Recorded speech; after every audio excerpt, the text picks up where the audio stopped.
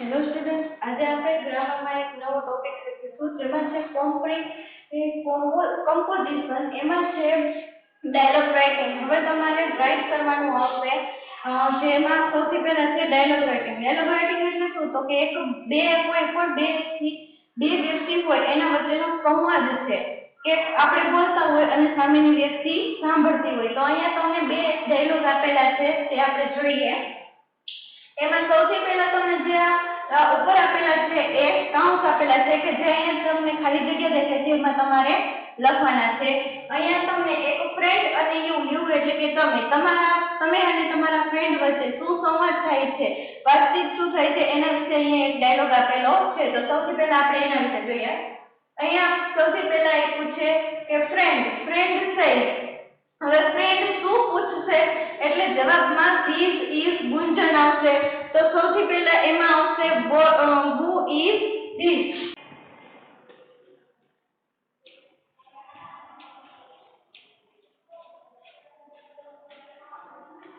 અહીંયા તમને આપેલું છે હુ ઇઝ ધીસ. ફ્રેન્ડ છે તમારો મિત્ર હોય, તમારી જોડે કોઈ પણ વ્યક્તિ સાથે હોય એટલે તમને સૌથી પહેલો ક્વેશ્ચન શું કરે તો કે હુ ઇઝ ધીસ, આ કોણ છે.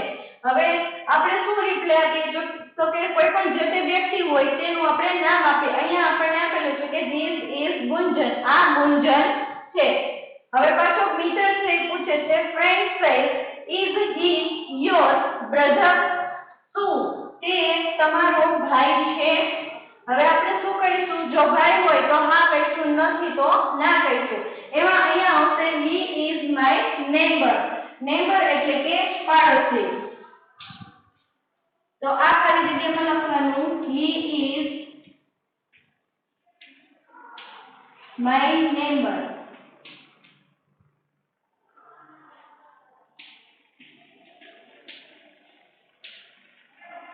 પછી નેક્સ્ટ ખાલી જગ્યા છે જે ફ્રેન્ડ છે એ તમને પૂછે છે. હવે એનો આન્સર કેવો આવે છે તો કે હી ઇઝ 12 યર ઓલ્ડ. તે 12 વર્ષનો છે. તો સૌથી પહેલા ક્વેશ્ચન શું પૂછેલો છે તો કે હાઉ ઓલ્ડ ઇઝ હી. તે કેટલા વર્ષનો છે. અહીંયા લખજો હાઉ ઓલ્ડ ઇઝ હી. તે કેટલા વર્ષનો છે. તો અહીંયા આપણે શું કહીશું? જેટલા વર્ષનો હોય એટલા વર્ષનો આપણે આન્સર આપીશું. તો અહીંયા છે કે હી ઇઝ 12 યર ઓલ્ડ. તે 12 વર્ષનો છે. ફ્રેન્ડ છે. હવે ફ્રેન્ડ પાછું કંઈક પૂછે છે તો એ એવું પૂછે છે. અહીંયાથી આપણે જોઈએ ફ્રેન્ડ છે એનો મિત્ર છે એ પૂછે છે કે વોટ ડઝ હી લાઈક. તેને શું ગમે છે. What does he like. તેને શું ગમે છે. હવે જવાબ આપે છે હી લાઈક મ્યુઝિક. તેને મ્યુઝિક ગમે છે. નેક્સ્ટ મિત્ર પાછું પૂછે છે friend say what is Gunjan father. ગુંજનના ફર્ધર શું છે. જે હોય તે આપણે આન્સર લખીશું. એમાં લાસ્ટ છે ગુંજન's father is a doctor.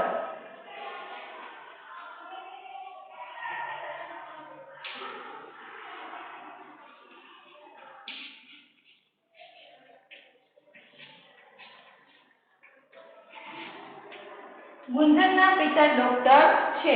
તો આ હતો ફ્રેન્ડ અને આપણા વચ્ચેનો જે સંવાદ હોય એ હતો. હવે નેક્સ્ટ નંબરનો જોઈએ બીજો ડાયલોગ.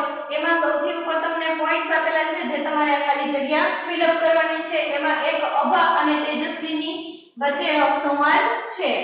સૌથી પહેલા તો તમને અભામાં અંડરલાઈન મતલબ કે ખાલી જગ્યા આપેલી છે. એમાં નેક્સ્ટ છે તેજસ્વીની બોલે છે કે માય નેમ ઇઝ તેજસ્વીની. તો તમે વિચારી શકો છો કે સૌથી પહેલો ક્વેશ્ચન આપણને શું પૂછેલો હોય તો કે તમારું નામ શું છે. ત્યારે જ આપણે શું કહીએ છીએ કે મારું નામ, જે આપણે નામ હોય એ આપણે નામ લઈએ છીએ. તો અહીંયા સૌથી પહેલું શું આવશે તો કે વોટ ઇઝ યોર નેમ. તો અહીંયા જ આપણને આપેલું છે જે વોટ ઇઝ યોર નેમ. તો પહેલી ખાલી જગ્યામાં આવશે વોટ ઇઝ યોર નેમ. તમારું નામ શું છે? એટલે તેજસ્વીની કહે છે. તેજસ્વીની says my name is તેજસ્વીની. તેજસ્વીનીએ શું કીધું? મારું નામ તેજસ્વીની છે. પછી નેક્સ્ટ અભા says ખાલી જગ્યા in your family. in your family એટલે કે તમારા ફેમિલીમાં. હવે એક શું ક્વેશ્ચન પૂછે છે? તો કેવું પૂછે છે કે how many members are there? How many members are there in your family? તમારા ફેમિલીમાં કેટલા મેમ્બર છે?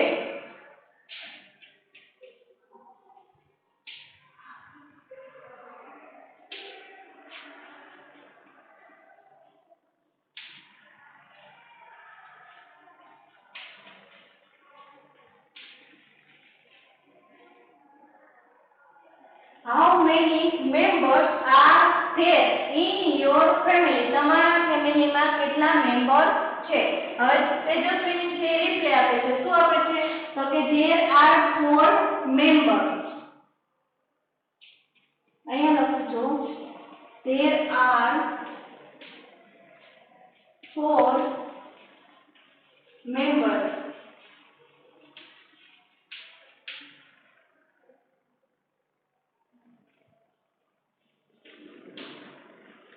પછી શું કહે છે કે there are 4 members કે અમારા ફેમિલીમાં 4 મેમ્બર છે. કયા કયા? તો કે in my family મારા ફેમિલીમાં my father એટલે કે મારા પિતા, mother એટલે માતા, brother એટલે ભાઈ and me એટલે કે અને હું.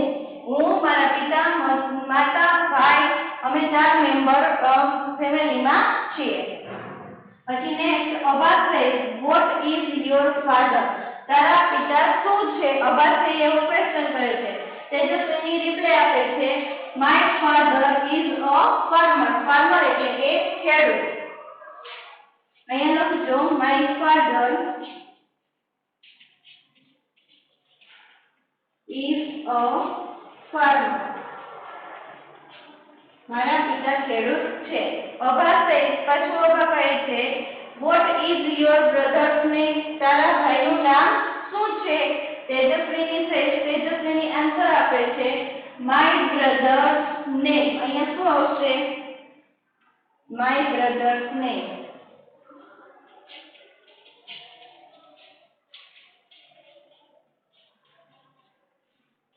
My brother's name is Gopal. મારા ભાઈનું નામ ગોપાલ છે. હવે આવા જ ડાયલોગ તમારે યુનિટ 3 માં તમારી સ્ટડી પોથીમાં પેજ નંબર 34 ઉપર આપેલા છે. જે બે ડાયલોગ આપેલા છે અને બે આ છે તમારે ગ્રામરની બુકમાં લખવાના રહેશે. સ્ટડી પોથીમાં જે આપેલા છે એ તમે નહીં લખો તો ચાલશે. હવે આપણે નેક્સ્ટ ડાયલોગને હવે એક અલગ ટોપિક વિશે જોઈએ. હવે આપણે નોન વર્બલ ટેક્સ્ટ વિશે આગળ અભ્યાસ કરીશું. નોન વર્બલ ટેક્સ્ટ એટલે શું? તો કે વિઝિટિંગ કાર્ડ આપેલું હોય, બિલ આપેલું હોય, ડાયલોગ આપેલો હોય, કોઈ ટેબલ આપેલું હોય અને એના રિલેટેડ તમને ક્વેશ્ચન પૂછેલા હોય અને આપણે આન્સર લખવાનો હોય તો એને કહેવાય નોન વર્બલ ટેક્સ્ટ. અહીંયા તમને બે એક કહેવાય કાર્ડ આપેલા છે. એક છે કાર્ડ છે અને બીજું છે બિલ. તો આજે આપણે એના વિશે અભ્યાસ કરીશું. સૌથી પહેલા તો એમાં એક કાર્ડ આપેલું છે જે આપણે જોઈએ. કાર્ડ છે કે સતીશભાઈ દરજી નામ છે, બાજુમાં એના કોન્ટેક્ટ નંબર આપેલા છે, શોપનું નામ છે પલક લેડીઝ ટેલર. પછી Punjabi dress and blouse specialist. તેઓ તેના સ્પેશિયલિસ્ટ છે તો કે પંજાબી ડ્રેસ અને બ્લાઉઝના. એનું એડ્રેસ આપેલું છે 12 અંકુર કોમ્પ્લેક્સ, સ્ટેશન રોડ, અમરેલી. હવે એની નીચે તમને એના આધારે ક્વેશ્ચન પૂછેલા છે. જોઈએ આપણે પહેલો question whose card is this? whose એટલે કે કોનું. આ કાર્ડ કોનું છે? કોનું છે? તો કે સતીશભાઈ દરજીનું. તો અહીંયા લખો this card is સતીશભાઈ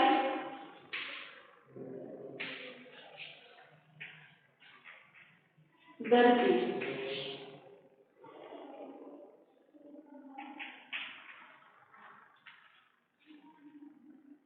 પછી સેકન્ડ ક્વેશ્ચન છે what is સતીશભાઈ? હવે તમને ખ્યાલ જ હશે કે એને ટેલર એવું આપેલું છે એટલે કે દરજી છે. તો સતીશભાઈ શું છે? તો કે ટેલર. અહીંયા લખવાનું સતીશભાઈ is a tailor. પછી થર્ડ ક્વેશ્ચન છે what is the name of the shop? Shop નું નામ શું છે? તો કે પલક લેડીઝ ટેલર.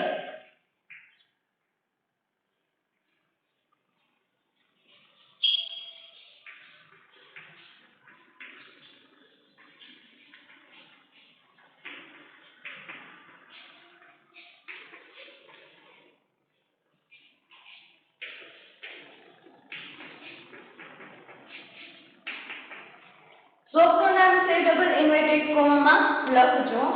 પછી ચોથો ક્વેશ્ચન છે where does Satishbhai live? Satishbhai ક્યાં રહે છે? તો અહીંયા તમને એડ્રેસ આપેલું છે એ લખવાનું. Satishbhai lives in 12 Ankur complex,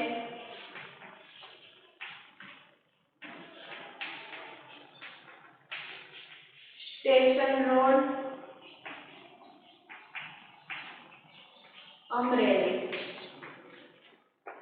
પાંચમો ક્વેશ્ચન છે Satishbhai is a specialist in. Satishbhai શેના સ્પેશિયાલિસ્ટ છે? તો પંજાબી ડ્રેસ એન્ડ બ્લાઉઝ. તો અહીંયા લખજો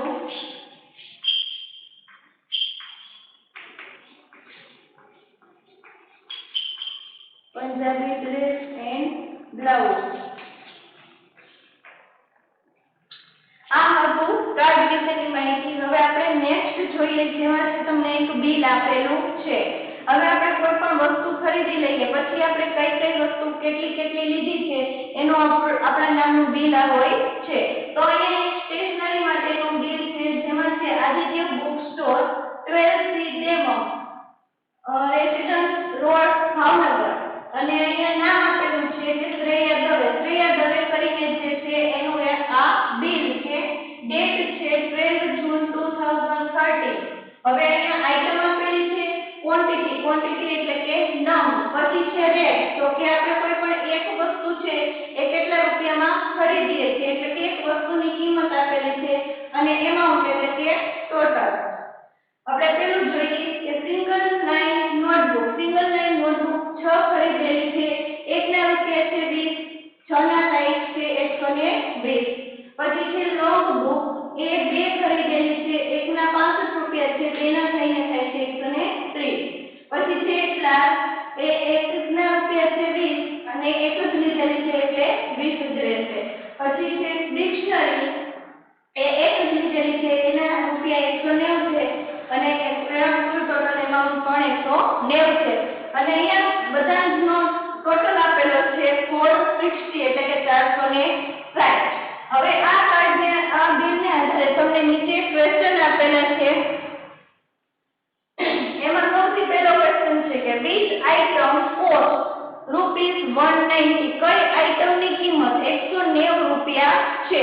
તો તમને ખ્યાલ હશે કે કઈ આઇટમની છે? તો કે ડિક્શનરી આઇટમની. તો એનો આન્સર લખજો the price of the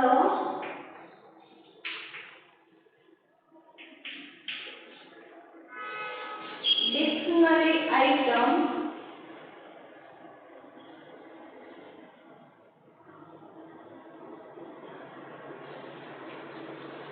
₹190. Dictionary આઇટમની રૂપિયા 190 છે. પછી સેકન્ડ ક્વેશ્ચન છે what is the price of long book? long book ની પ્રાઇસ કેટલી છે? તો એમાં લખો the price is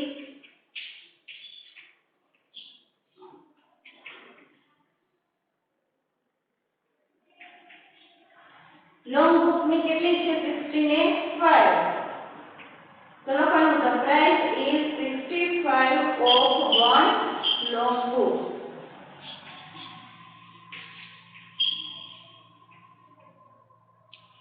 પછી છે ત્રીજું what is the name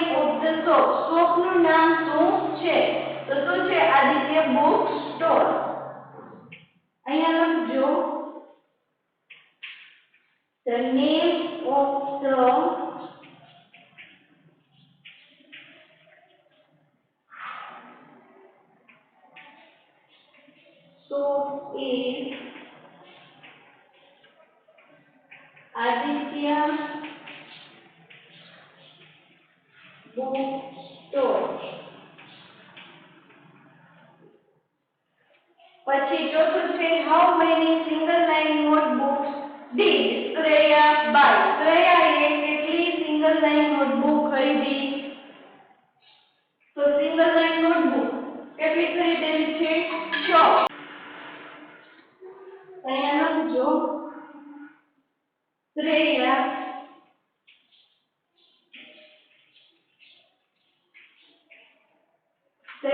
bought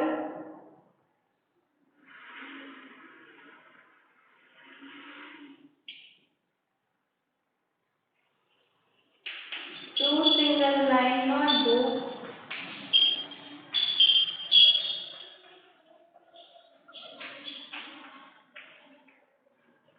Shreya bought 2 single line notebooks.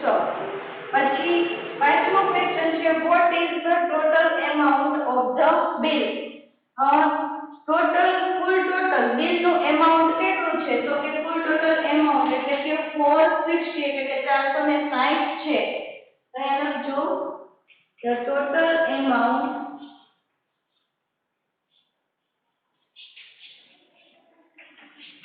of the bill